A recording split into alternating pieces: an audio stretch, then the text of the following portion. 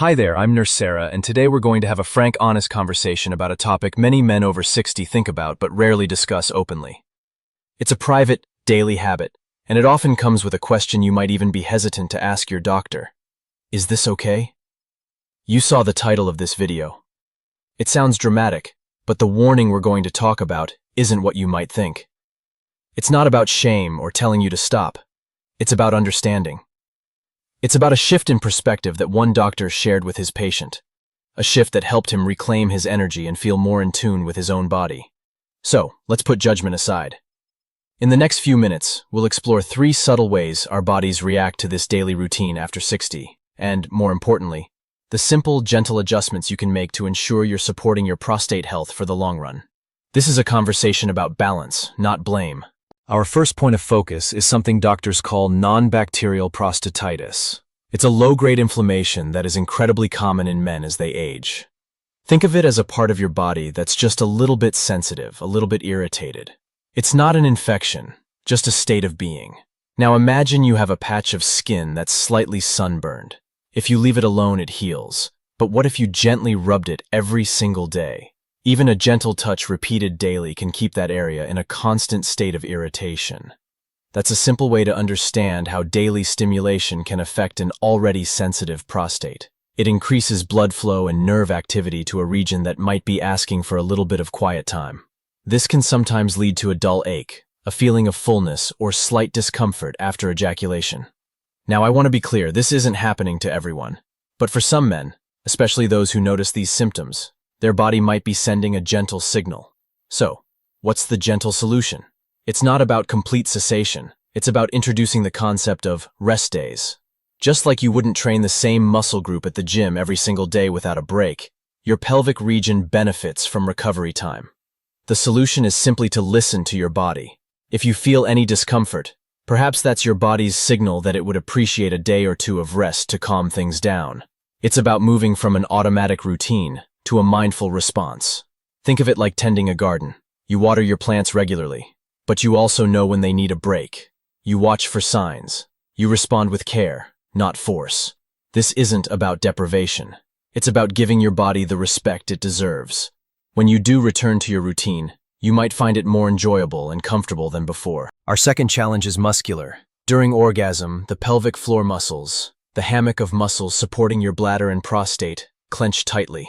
When we're younger, they relax quickly. But after 60, especially if we sit a lot, these muscles can lose some of their elasticity. A daily routine of clenching can lead to a state of chronic tightness. Think of it like constantly making a fist with your hand. After a while, even when you try to relax it, the muscles remain tense and tired. When the pelvic floor is chronically tight, it can gently squeeze the urethra, which runs right through the prostate.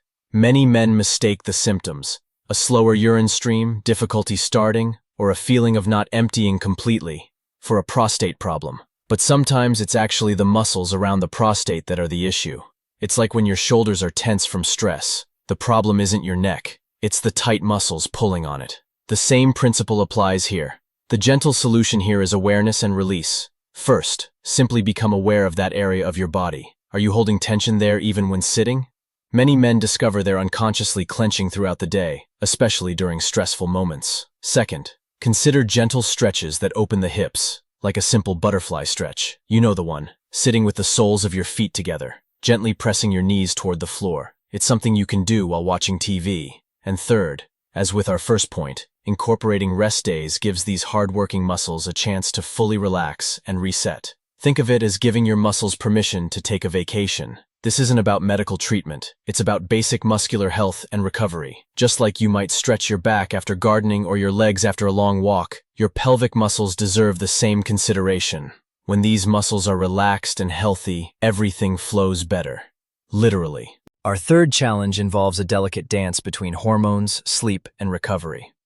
Sleep is when our body, including the prostate, does its most important repair work. Orgasm releases a cocktail of hormones, including prolactin, which can induce sleepiness. However, in older men, the hormonal system is less robust. A daily late-night stimulation can sometimes disrupt the natural sleep-wake cycle. Instead of leading to deep, restorative sleep, it can sometimes lead to a lighter, less efficient sleep, or you might find yourself waking up feeling groggy rather than refreshed. It's like revving a car engine right before you turn it off for the night. The system doesn't shut down cleanly. Over time, poor quality sleep can contribute to higher inflammation and slower tissue recovery, creating a cycle where you feel tired, which might lead you to seek release, which in turn affects your sleep. It becomes like a dog chasing its own tail.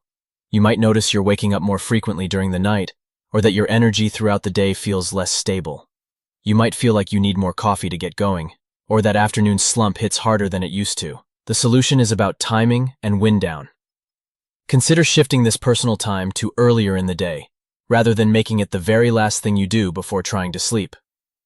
This gives your hormonal system time to level out. Think of it like having a big meal. You wouldn't eat a heavy dinner right before bed, would you? Your body needs time to process. More importantly, create a simple wind-down routine before bed, perhaps reading a book, listening to calm music, or doing some gentle stretches. This signals to your brain and body that it's time for deep rest, allowing for more effective healing and recovery overnight. Some men find that shifting to morning or afternoon timing actually enhances their energy for the day ahead, rather than depleting it for the night's recovery. Let me tell you about a gentleman named Bob. Bob's a 68-year-old retired woodworker.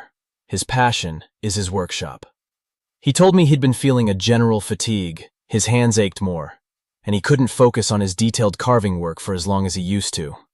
He was also waking up 3 or 4 times a night to use the bathroom. He figured it was just getting older.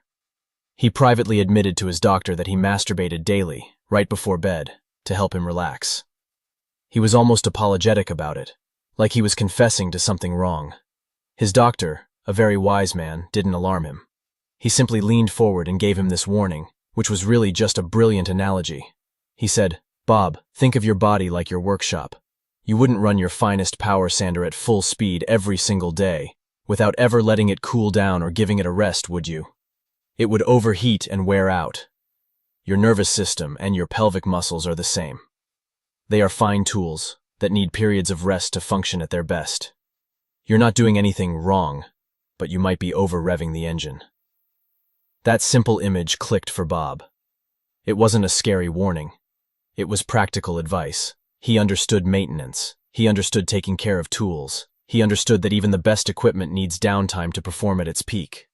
Bob decided to experiment. He gave himself workshop maintenance days, about 3 days a week where he focused on other ways to relax, like reading a woodworking magazine or taking a walk after dinner.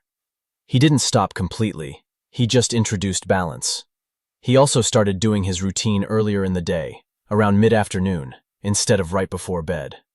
He created a simple evening routine, a cup of herbal tea, some light stretching, and reading a few pages of a book. A couple of months later, Bob reported that he was only waking up once a night. The ache in his lower back had faded. He felt he had more stamina in his workshop. His concentration had improved, and he was finishing projects he'd started months ago. By giving his body rest, he had reduced the chronic inflammation and muscular tension, and improved his sleep. He hadn't taken away a pleasure. He had restored his body's natural rhythm. He had listened to the gentle warning. Bob told me later, it wasn't about stopping something bad. It was about starting something better, taking care of myself the way I take care of my tools. So, the warning isn't a red flag. It's an invitation to listen to your body in a new way. My challenge to you is simple. You don't have to make a drastic change. Just try Bob's experiment. Introduce 1 or 2 maintenance days into your week. See what you notice. Do you sleep a little deeper? Is your energy a bit more stable? Do you feel less tension in your lower back or pelvis? There's no pass or fail, only observation. You might also experiment with timing. Try shifting your routine to earlier in the day and see how it affects your sleep quality. Create a simple wind-down routine that helps your body prepare for restorative rest. This is about moving from a habit to a choice. It's about treating your body with the same respect you'd give a finely tuned instrument. Your health, your energy, and your vitality are largely in your hands. You have the power to find a rhythm that works for you now, in this chapter of your life. Remember, this isn't about judgment or shame. It's about optimization. It's about honoring both your needs and your body's signals. You're not broken, and you don't need fixing. You just need fine-tuning. Thank you for joining me for this important conversation. Remember to be kind to yourself and to listen to the wise signals your body is sending you. Nurse Sarah smiles warmly. From the Men's Wellness Circle, be well and take good care. We'll talk again soon.